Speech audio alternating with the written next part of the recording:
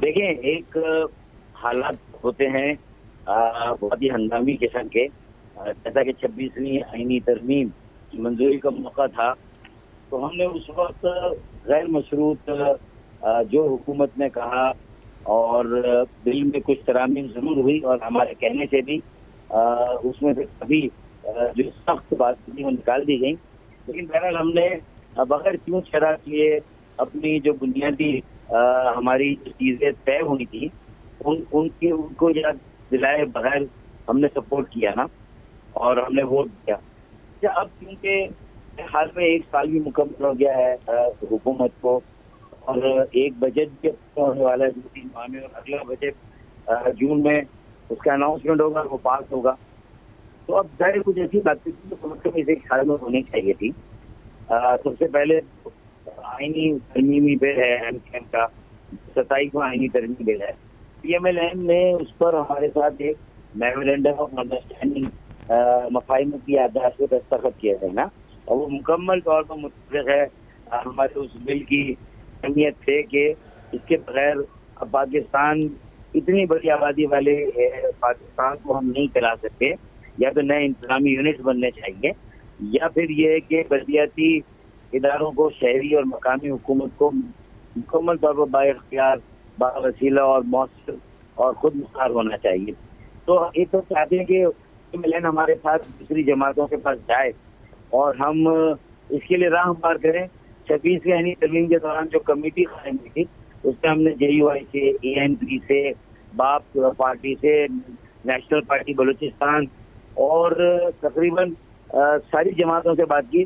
Peoples party जो है वो अभी हमारे इस बिल की जो कंटेंट या इसका जो मकसद है वो इससे अभी तरह मुत्तफिक नहीं है। मगर ना, तो एक बुनियादी बड़ा तौर पे डॉक्टर साहब, ये कंप्रेसिव शिकवा आपका पाकिस्तान पीपल्स पार्टी से, कंसर्न्स, रिजर्वेशंस पीपल्स पार्टी से, या पाकिस्तान मुस्लिम लीग नून से? नहीं, देखिए ना, हम तो ये कहते हैं कि पाकिस्तान मुस्लिम लीग हमारे बिल को जो हमने इंट्रोड्यूस कर दिया है, जो हमने कौमी असेंबली और सेनेट में डाल दिया है, और वो मुताल्लिका मजलिस कायमा के सामने है, हम तो ये कहते हैं कि उस बिल को आप वोटिंग के लिए कौमी असेंबली के फ्लोर पर ले आए और सेनेट के भी फ्लोर पर ले आए। और अगर जो क्या अक्सरियत नहीं मिलती, देखिए ना, इसमें पीटीआई की भी आजमाइश है। पीटीआई बहुत ज्यादा इस बात के हक में रही है कि मकामी हुकूमत शहरों को, बल्दियाती इदारों को मुकम्मल इख्तियारात दिए जाए, वसाइल दिए जाए। तो मेरे ख्याल में प्रिंसिपली और उसूली तौर पर तो वो हमारे इस बिल की मुखालफत नहीं करेंगे, उनका भी इम्तिहान होगा। तो अगर ये वोटिंग कराया जाए और अगर नहीं पास होगा, तो समझते हम कौम के सामने ये बात तय हो जाएगी कि वो कौन सी सियासी जमातें हैं जो जो सियासत को मौरूसी सियासत रखना चाहती हैं, वडेरों, जागीरदारों और अच्छा डॉक्टर जिनको साहब, वैसे फीसद इंटरेस्टिंगली आपकी बार एमक्यूएम को बहुत ज़्यादा जल्दी नाराज़ नहीं होने लगी? अमूमन होता है, ये पैटर्न नहीं होता है, दूसरे तीसरे साल में जाके ये ट्रेंड देखा गया है। पीटीआई दौर में भी कुछ इसी तरह से था। ज़रा जल्दबाजी नहीं करती एमक्यूएम ने इस बार? देखिए, नहीं, दूसरा इसमें हमारी शिद्दत इस बात पे भी आई है कि 15 अरब रुपए हमें जो हर महीने 1 अरब रुपया कराची अर्बन डेवलपमेंट प्रोजेक्ट के नाम से जो मिला है ना, urban package, Karachi urban package. अच्छा, 9 महीने हो गए भाई, ये मार्च का महीना चल रहा है इस बजट को नाफिज हुए हुए, जारी हुए हुए, और 3 महीने में अगला बजट आ जाएगा। तो अभी तक ये तय नहीं हुआ कि कौन सी वजारत इन कामों की निगरानी करेगी। अगर हाउसिंग की वजारत करेगी तो वो नोटिफिकेशन होना है कि हाउसिंग की वजारत को जो है वो PIDCL का शोबा दे दिया गया है, जो कि कम कराची के अर्बन पैकेज या तरक्याती कामों का पैकेज है, उसकी निगरानी वो करेगी, उनके थ्रू ये सारे काम होंगे। अभी तक यही तय नहीं हो रहा, फिर बजट रिलीज नहीं हो रहे, इसके फंड रिलीज नहीं हो रहे। तो जाहिर है कि ये हमारी लोग कह रहे हैं कि भाई मौलाना फजलुर रहमान ने कम से कम 8-8 चक्कर तो लगवाई थी ना अपने दरवाजे के, अपने घर उनके आते रहे, PMLN वाले, बिलावल भुट्टो आते रहे, सब आते रहे, लेकिन आपने तो खामोशी से जो है वो कबूल कर लिया जो बिल आया। यानी अब आप भी हुकूमत के चक्कर लगवाना चाहते हैं कि एमक्यूएम के हाँ हुकूमत चक्कर लगाए, लेकिन अभी एक्सपेक्टेड ये है कि जूम लिंक पे एहसन इकबाल साहब मौजूद होंगे एमक्यूएम वफ्द के हमरा को मीटिंग करने जा रहे हैं, तो आपको लगता है कि इस मीटिंग से गुजारा हो जाएगा या फिर वफाकी हुकूमत को या वफाकी वज़रा को चल के एमक्यूएम के पास आना पड़ेगा, ये चक्कर लगाने पड़ेंगे तो मसला हल होगा? देखिए, असल में तो फिर एक प्राइम मिनिस्टर साहब से मीटिंग होगी ना, और वहां पर इंशाल्लाह जो तय होगा, बात ये है कि अगर चलें, मैं समझता हूँ कि जानबूझकर पीएमएलएन हमारे मामला से काफिल नहीं है, लेकिन गफलत तो बरत रही है ना अनजाने में, अपनी दीगर मसरूफियात में, अपनी दीगर तरजीहात में। तो देखिए, अब ये दहशतगर्दी के सनेहात हो गए के में, बलूचिस्तान में, उन्होंने फिर से सर उठाया है। अब उसके लिए यकसोई से आपको काम करना पड़ेगा, वहाँ टाइम देना पड़ेगा। तो इसका मतलब है कि पाकिस्तान में तो मुख्तलिफ तरह के हालात रहेंगे ना।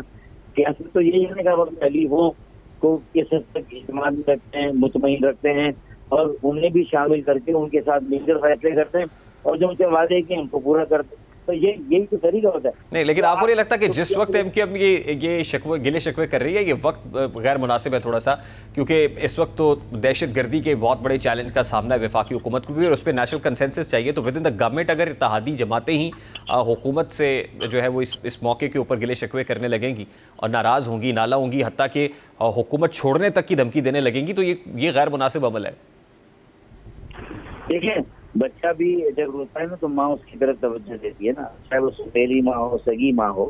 अब बड़ी पार्टियां, चाहे पीपल्स पार्टी, पीएमएलएन हो, पीपल्स पार्टी ने तो ये तैयार किया हुआ है कि वो अपनी मसनूई अक्सरियत को लेकर हर दफा मर्दमशुमारी में अपनी आबादी को हद से ज्यादा बढ़ाकर और कराची की आबादी को हद से ज्यादा कम करके वो अपनी इस मसनूई अक्सरियत को बरकरार रखे बिला शिरकत गैर। इसी तरह मुसलसल हुकूमत सिंध पर, वो सूबे पर रूल करते रहेंगे, और कराची के वसाइल, कराची के इख्तियारात पर भी अपना कब्जा रखेंगे, और जबरदस्ती अपना मेयर भी ले आएंगे। जैसे उन्होंने किया हल्का बंदियों में, जिस तरह उन्होंने डंडा मारा था, जिस तरह की उन्होंने उसमें साजिश की थी, तो उसके नतीजे में आपको तो पता है कि फिर क्या हुआ।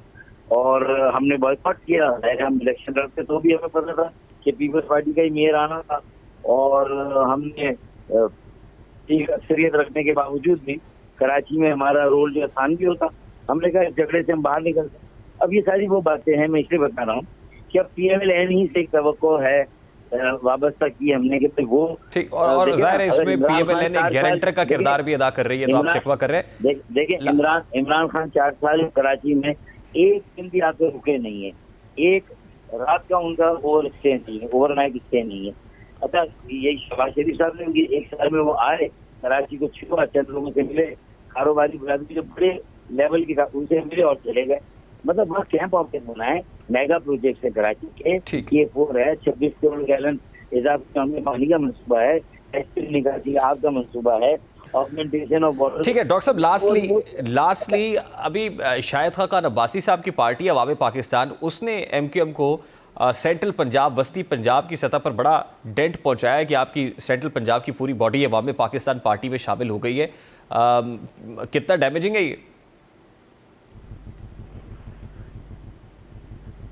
देखिए, पंजाब में जाहिर है कि अब तक हम उतना मजबूत नहीं हुए कि हम वहाँ से कोई सीट निकाले और इलेक्शन जीते। तो हमारे बहुत सारे साथी भी कभी कभी हमारी कुछ तवज्जो कम हो और कभी उनको किसी और जगह से ज्यादा तवज्जो मिले, तो वो मुख्तलिफ सियासी जमातों में जाकर अगर काम करने की नीयत से गए हैं तो वो काम करना चाहते हैं। और शायद हमारी अभी जो इस वक्त जो है वो पंजाब पर हमने 7 जोन वहाँ जरूर बना लिए हैं, लेकिन अभी तंजीमी तौर पर हमारे दौरे नहीं हुए। इंशाल्लाह जब दौरे होंगे जो गए वो भी वापस आएंगे, इंशाल्लाह बड़ी तादाद में नए लोग शामिल होंगे। बहुत बहुत शुक्रिया।